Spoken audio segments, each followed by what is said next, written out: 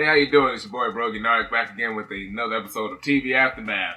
And in this video, I'm going to be giving my non-spoiler review of Umbrella Academy Season 2, which is on Netflix currently. And Umbrella Academy, the first season, was one of my favorite shows of the year it came out, 2019. One of my favorite reviews I've done, did very well, and I was excited for season 2. Now, I didn't realize season 2 was coming out in 2020. I thought it was going to come out 2021, maybe. I thought this show was like probably canceled production because of the whole COVID thing. When that trailer dropped, I was like, oh, it's coming out and it's at the end of July. I was like super blown away, super happy. And we got this series. Like I said, love this series. It's an awesome series. Now, I will give a few spoilers, but those are only going to be revolving around what happened at the end of season 1. So if you haven't seen season 1, sorry, but there will be a few spoilers from season 1 to not talk about what happened in season 2. That's just how it is. So once again, this season of Umbrella Academy is 10 episodes long, and if you don't know, the series focuses on a dysfunctional family of superheroes who failed to stop the apocalypse back in 2019, and they end up time traveling back to 1963 in order to stop a new doomsday. And wackiness ensues, family drama. People, they've gone through changes, but they have to come back together to save the world. That's the basis of the synopsis. And the Umbrella Academy is a comic book published by Dark Horse Comics, and it was created by Gerard from My Chemical Romance, drawn by Gabriel Ba, and the series is developed for TV by Steve Blackman. Season 2 of the Umbrella Academy is sort of like a clever remix of what happened in Season 1, because Season 1 was about them trying to stop an apocalypse, which was caused by, spoilers, Vanya, and this season they try to escape from that apocalypse in 2019, and they go back in time. They end up in 1963, a couple of days, about 10 days before John F. Kennedy is assassinated in Dallas, Texas. And there's a new apocalypse that's followed them, and now they have to regroup and deal with that. And it does repeat certain beats from the first season, but it cleverly changes it and adds upon what happened with these characters. There's even better character development, much more action. I'm pretty sure the budget has increased. There's a lot of good fighting sequences. There's a lot of newer characters too. But this doesn't really follow from what I'm able to understand, because I've never read the comic, but it doesn't really follow the second volume as much. Now, the second volume is called Dallas. It does revolve around the Kennedy assassination, fixing the timeline, which is a part of the basis of this season. But there's a lot of the in-between and character moments that are completely different. And I like that they're able to take the source of material, change it, and either elevate it or keep it about the same and do something good with it as opposed to bringing it down, which is what it's sort of the recent thing with adapting source material. Same thing with Amazon Prime and the Boys. Kind of does a similar thing. Takes source material and sort of streamlines it, elevates it, makes it even better. And I'm going to get into things I liked. Let's see. There's better action. The characters are great. The soundtrack is still awesome. And the cast is really good. Everyone in this cast really gets great character moments to shine, even more so than they did in the last season. There's a good balance for all the characters getting their moments. So I'm just going to hop into the cast now. We have Klaus and Ben, played by Robert Sheehan and Justin H. Min. And basically, in the time that he's lost in the 60s, Klaus starts a cult because he loves attention, and he's also a con artist. He can talk to the dead, so he starts a cult. And Ben, of course, their dead brother is stuck with him, and he is basically tired of Klaus's shit, and they're kind of conflicting. And because Ben wants to do his own thing, even though he can't, and Klaus is being a douche, and they're just not clicking as like they used to. And it's great. They're both great. I would say Robert Sheehan is awesome as Klaus. He still does a great performance as his character. And I would say Ben is like he's the MVP of the season. Ben really is like the MVP of the season. They do some great stuff with that character. We have Allison, played by Emmy Raver Lontman. And in this season, she marries a black man.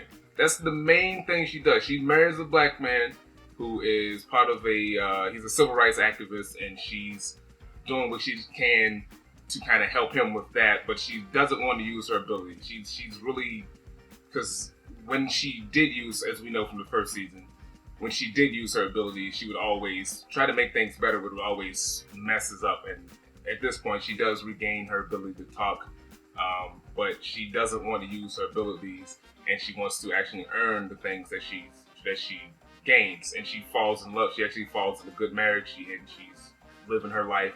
And she does great. I do love this character. I really loved her in the second season, and she's awesome. She's really awesome in this season. Next is Luther, played by Tom Hopper, and Luther is now a prize fighter / sort of bodyguard for Jack Ruby. And if you don't know who Jack Ruby is, Jack Ruby was a Dallas nightclub owner, had some mafia ties. And he's also the guy who shot Lee Harvey Oswald, who's the guy who shot JFK. So very interesting how he came into contact with him. Luther's still stuck on Allison, and he's a much, at least in the beginning, he's not as Boy Scoutish as he was. He's definitely finding his own, and he's dealing with depression, but also dealing with his anger, but also trying to still be that hero that he ultimately realizes he's not that good at being. He's great, look, but I love Luther. Luther's great. Then there's Diego, played by David Castaneda, and Diego ends up in an insane asylum because once he realizes he's in Dallas in 1963, his immediate thought process is, I have to save JFK. So he starts stalking Lee Harvey Oswald. He gets arrested, and he's locked up in this asylum. And like his whole goal this season is like, no matter what happens, he's like, I have to save JFK. No matter how idiotic or how dumb he has to be, he just focused on saving JFK, and he's great. But it made me feel kind of sad for Diego, because Diego was my favorite character in the first season, and in this season, it really shows just how like one-track minded he is, and kind of why no one really kind of takes him seriously. Even though he's good at what he does, he's a little crazy. And while he's in the insane asylum, he befriends this woman named Layla, who is played by Ritu Arya. She's a crazy chick, and she's a cool character. I can't talk too much about who she is, but she's a cool character. Never seen this actress before, but she's awesome. I will say that. We have Vanya, played by Ellen Page, who when she lands in Dallas, she ends up getting amnesia. She gets hit by a car, so she doesn't remember anything really from the last season, which is a good thing, because she ultimately caused destruction of the earth, and she is being helped out by this family, which was people that hit her, and it's this woman and her husband and their son. She's living with them, also trying to slowly figure out who she is. Ellen Page does a great job in the season. Her character is definitely a little bit different, or at least her performance is different, because she's much more. She's able to emote more. She's a little more lively than what her character was throughout most of the first season, which there's reasons for that. But she does a great job in this. And of course, there's Five, played by Aidan Gallagher, and he's great.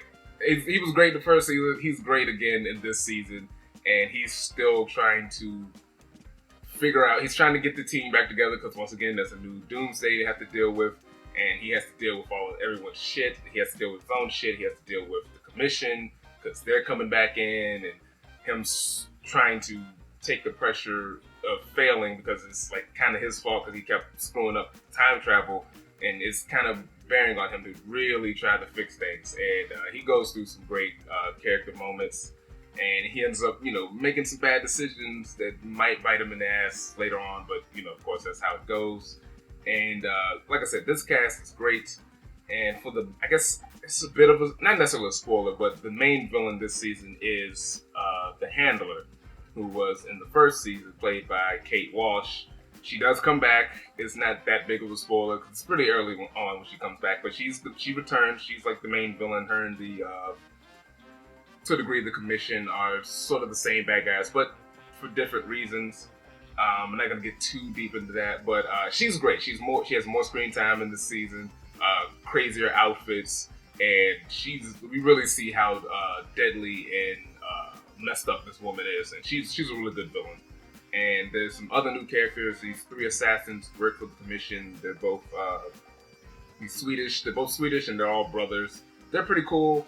You don't get too much about them, but when they do have their action sequences, they are deadly. They're basically the new Hazel and Cha-Cha's, but you don't really get a lot of comedic moments with them like you did with Hazel and Cha-Cha. But they're basically the new Hazel and Cha-Cha, and they're cool.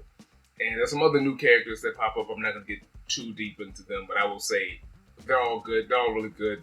The family that Vanya hangs with, Allison's new husband, like I said, the Layla character, the Layla character, they're all great. So I really enjoyed this season. I can't really think. I've talked about my positives. I can't really think of many negatives for this season. I've been trying to come up with some negatives. If you don't like wacky humor, some of the humor you might not like. I thought all the humor was really good. You might not like the sort of the remixing of season 1, but I thought they handled that very well, how they changed things but also kept them similar but elevated those things. Certain moments that happened in season 1 are now happening to other characters. I thought it was great, and like I didn't say, but the ending is really good too, which leads me into my favorite episode of season 2 of the Umbrella Academy, which is episode 10, The End of Something, which is basically the epic conclusion of this season. You get some really good fight sequences, some really good special effects, some really good revelations, and you get a really interesting cliffhanger for what will lead into season 3. Don't know when that's dropping. Hopefully that could drop sooner than later, but you know, COVID is kind of a pain in the ass. But damn, this is a great season. With all that being said, I would have to give Umbrella Academy season 2 a 10 out of 10. I love this. I love this show, and this season did not disappoint. I believe I gave season 1 an A 10 out of 10, and this just elevated everything, and I didn't see a drop in quality. I just saw an improvement. Yeah, love this. Check it out. It's worth your time. 10 episodes. Go check it out. It's great. Love this show. I really need to read these comics because I just want to see the other perspectives. I know the comics are even weirder and not quite as... I know the characters aren't quite as dynamic, or at least like personally dynamic. They are definitely more powerful and wacky, but like the interpersonal relationships are not quite as strong. But that's what I've kind of gathered from the 2 source materials. Like there's better development in the show, which is why it's great to have different things translate in different mediums. And yeah, I love this series, and they did not disappoint. Looking forward to season 3. That was pretty much all my thoughts on Umbrella, my non-spoiler thoughts on Umbrella Academy season 2. Thanks for watching. Don't forget to like this video, share it, and subscribe to the channel. We're still growing.